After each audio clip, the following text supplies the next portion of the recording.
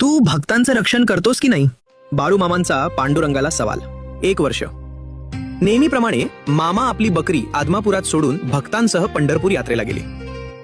देवाची महापूजा सुरू होती आणि तेवढ्यात मामांचा खडा आवाज घुमला. ए काळ्या विठ्या, मी मुद्दाम तुझ्या दर्शनासाठी इतक्या दूरून आलोय आणि तू माझ्या घरावर दरवडा गाडू देतोस होय? मंदिरातले सगळे स्तब्ध. कोणालाच कळेना मामा असं का बोलले, काय घडलं असेल. यात्रेचा कार्यक्रम ठरल्यानुसार संपला. मामांसह भक्त मंडळी आदमापुरात परतली. चहा पाणी झालं.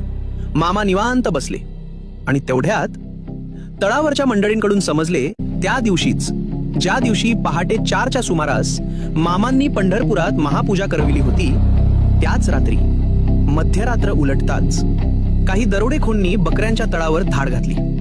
किमती माल, उत्तम बकऱ्या सगळं लुटण्याचा खूप प्रयत्न केला.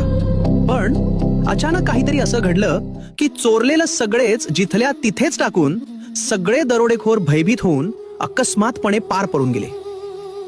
मग प्रश्न उरतोच, श्री विष्णू भगवान पांडुरंग आणि महेश्वर मामा यांच्यातील सलगी, स्नेह, जिव्हाळा, संवाद हे नातं आम्हा सामान्य मानवांना कधी कळेल का? बाळूमामा भक्त असाल तर सबस्क्राईब करा आणि कमेंट्समध्ये जय बाळूमामा लिहा.